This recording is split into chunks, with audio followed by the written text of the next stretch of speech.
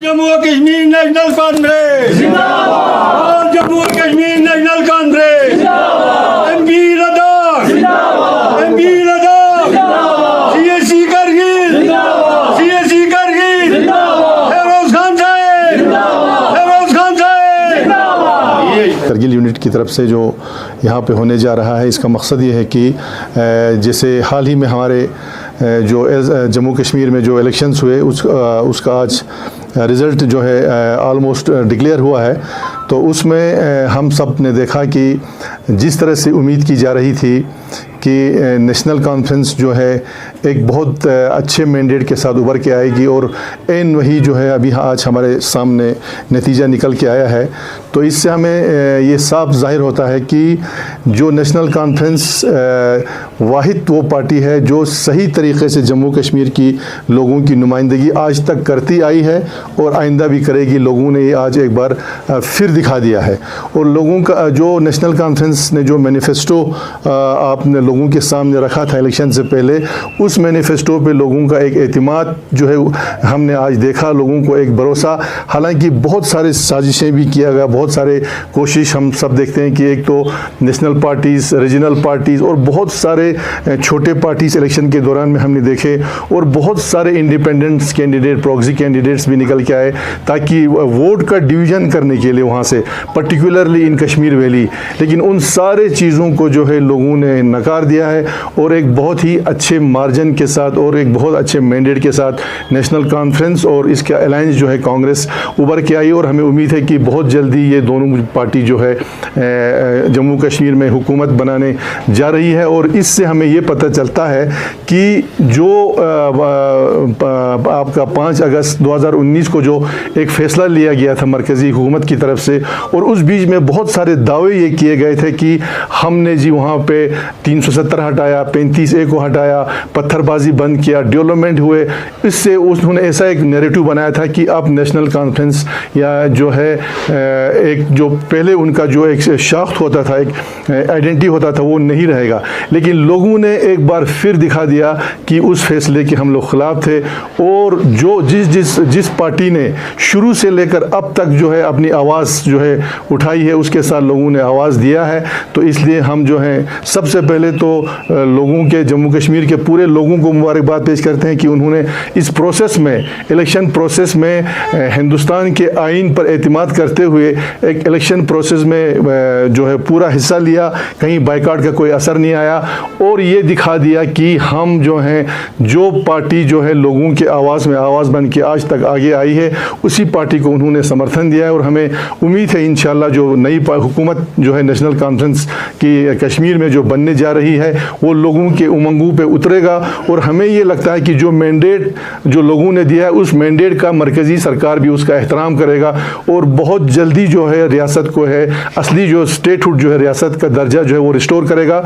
और एक full fledge जो है सीएम जिस तरह से बाकी स्टेट्स में आपका गाउन करता है, हुकूमत करता है, ऐसे ही हुकूमत साजी जो है लोगों को मिलेगा, और लोगों के मसाइल, लोगों के मुश्किलात जो हैं वो हल होगा।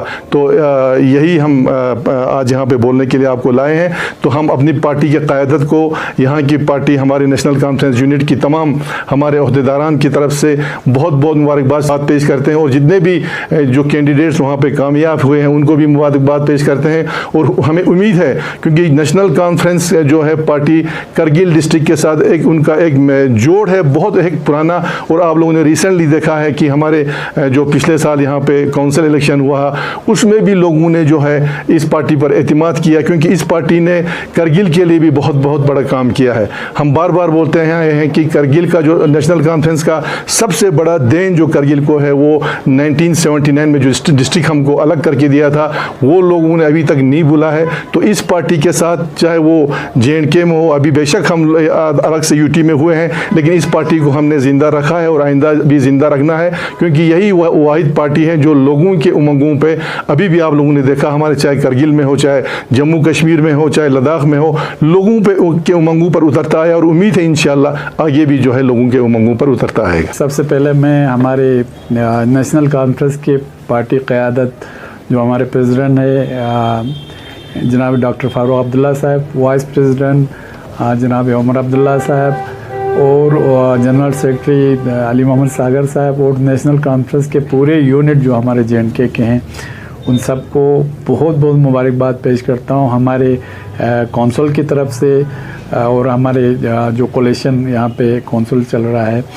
तो हम इनके जो शानदार इन्होंने कारकर्दगी दिखाया है नेशनल कॉन्फ्रेंस और कांग्रेस के जो यहाँ पे गठजोड़ बने थे, ख़ासकर नेशनल कॉन्फ्रेंस ने, आप लोगों ने देखा है कि लोगों ने कितना मतलब ये सही उसके हिसाब से उन्होंने वोट दिया। आप सब जानते हैं कि पिछले कुछ 1-2 सालों में बीजेपी ने कोई भी कसर नहीं छोड़ा नेशनल कॉन्फ्रेंस को बदनाम करने के लिए और नेशनल कॉन्फ्रेंस की क़यादत को बदनाम करने के लिए उन्होंने कोई भी कसर नहीं छोड़ा। बहुत सारे प्रॉक्सी पार्टीज़ बनाए आप सब जानते हैं पिछले 1-2 साल में।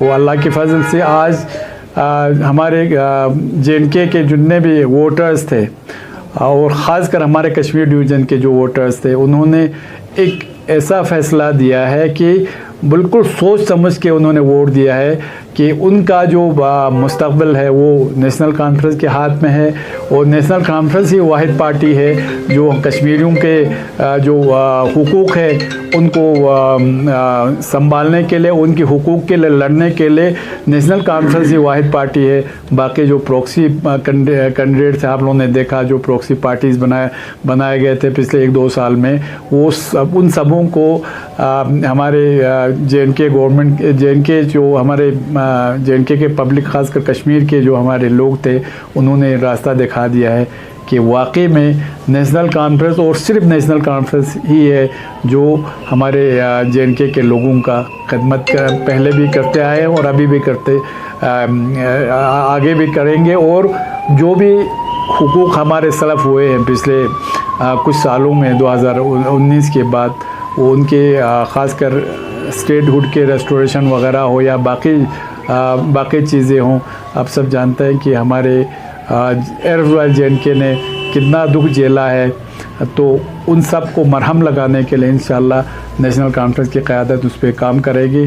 फिर एक बार कौंसिल की तरफ से, करगिल के पूरे अवाम की तरफ से, हमारे जो यहाँ के हमारे नेशनल कॉन्फ्रेंस के यूनिट हैं करगिल के, उन सब की तरफ से हम फिर एक बार नेशनल कॉन्फ्रेंस को इस शानदार कारकर्दगी पर आज जो रिज़ल्ट आया है उसके लिए हम सब उनको मुबारकबाद पेश करते हैं। शुक्रिया, अस्सलाम वालेकुम।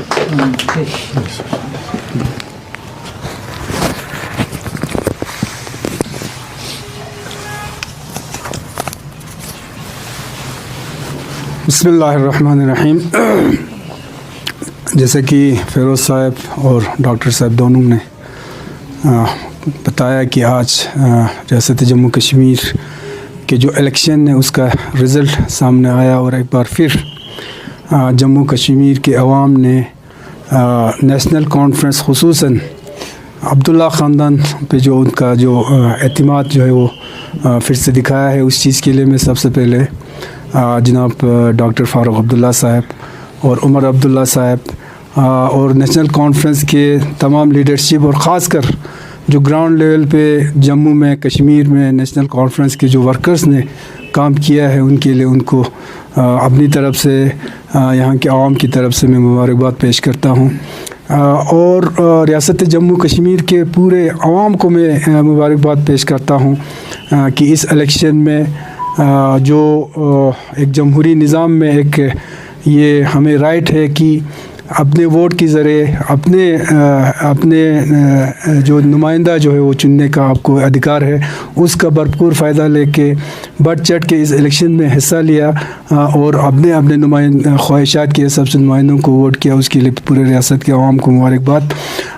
नेशनल कॉन्फ्रेंस पे एक बार फिर जिस तरह से एतमाद किया है जम्मू से भी और कश्मीर से भी, ये हम सब जानते हैं कि नेशनल कॉन्फ्रेंस एक पॉलिटिकल पार्टी ही नहीं बल्कि एक तहरीक है। शेख मोहम्मद अब्दुल्ला से लेके फ़ारूक अब्दुल्ला से लेके उमर अब्दुल्ला और उनके जितने भी नेशनल कॉन्फ्रेंस की लीडरशिप है, हर किसी ने आज तक जो है इस रियासत के लिए क़ुरबानियाँ दी हैं और रियासत के अवाम को ये पता है कि ये रियासत जो एक परेशानी में जो आज गुज़र रहे हैं उससे अगर कोई बाहर निकाल सकता है वो अब्दुल्ला ख़ानदान के आज के पीढ़ी का लीडर उमर अब्दुल्ला ही उसको बाहर निकाल सकता है। उमर अब्दुल्ला में ही वो सलाहियत है कि इस रियासत को तामीर और तरक्की के राह पर भी और इस परेशानी से भी निकलने में जो लीडर अगर कोई है वो उमर अब्दुल्ला साहब है। तो एक बार फिर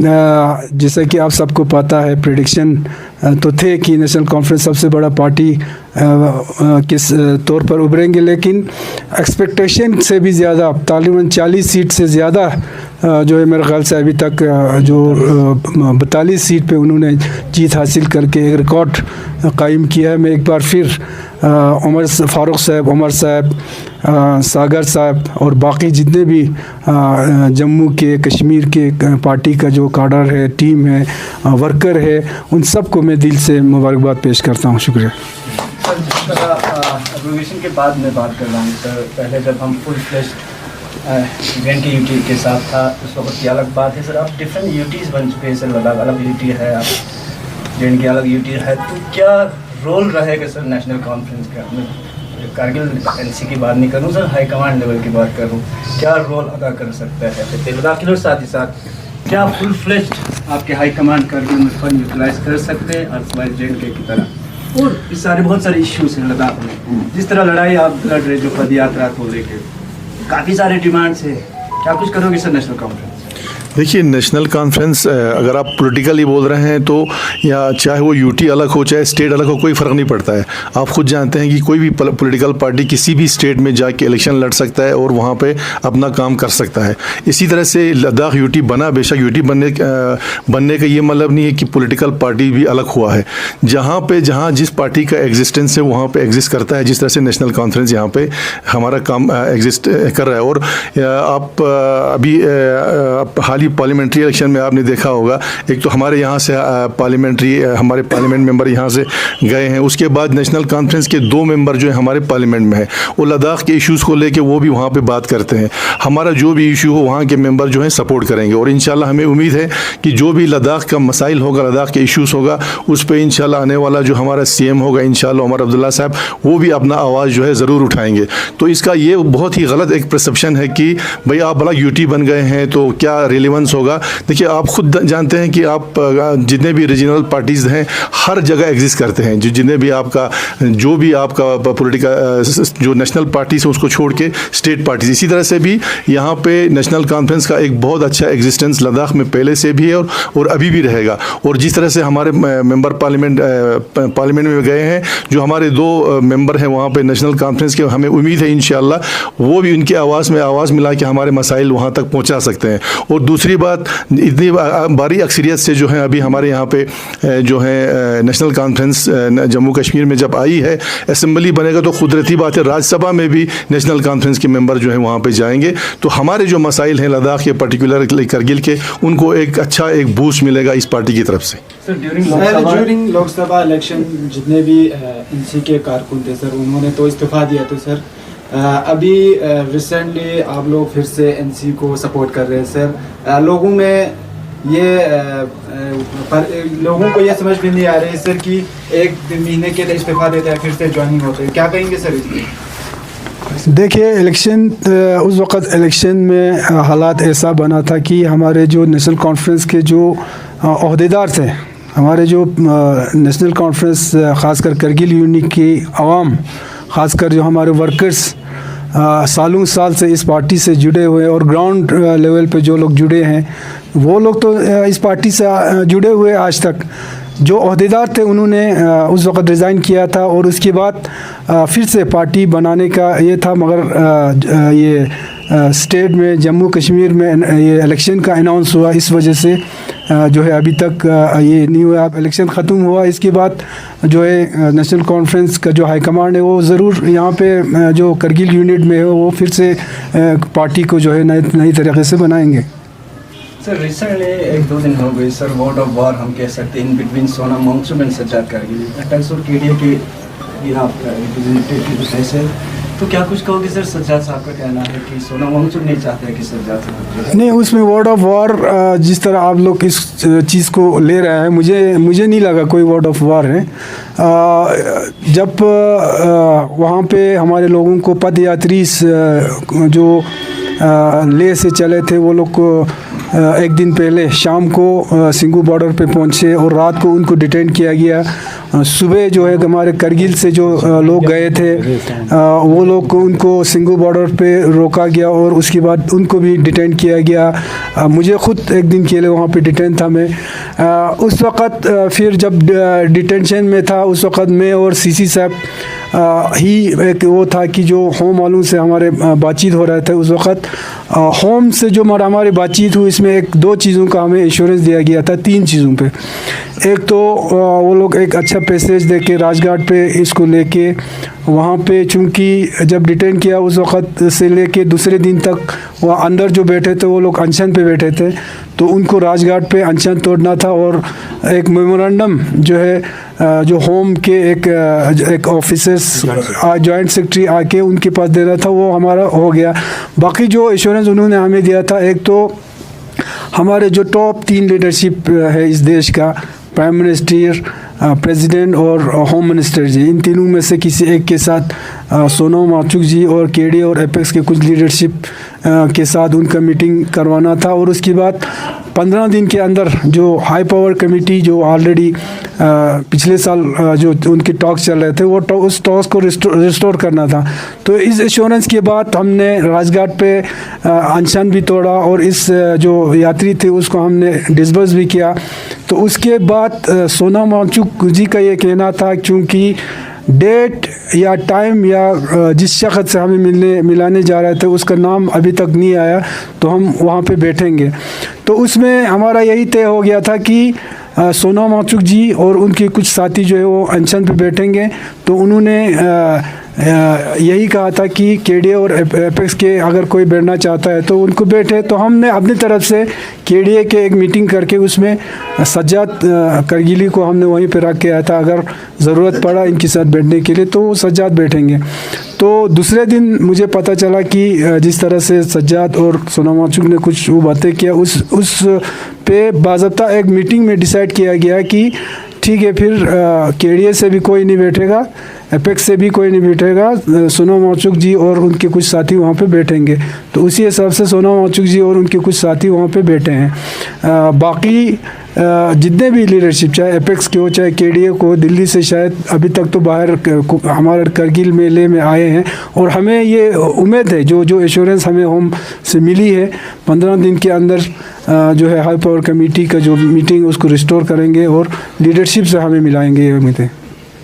सर एक बात सर, जो इलेक्शन हुआ सर शाम को है सर, उससे पहले कौंसिल के इलेक्शन में एनसी और कांग्रेस दोनों मिलकर लड़ रहे थे सर। अभी क्या कमी रह गई है सर, शायद उसमें कोalition देखने को नहीं मिली? देखिए, पहले भी बहुत सारे जो कॉन्स्टिट्यूंसी है उसमें हमने फ्रेंडली खेला है और सांकू में कांग्रेस नहीं है मैंडेट, कांग्रेस का मैंडेट कहीं नहीं है।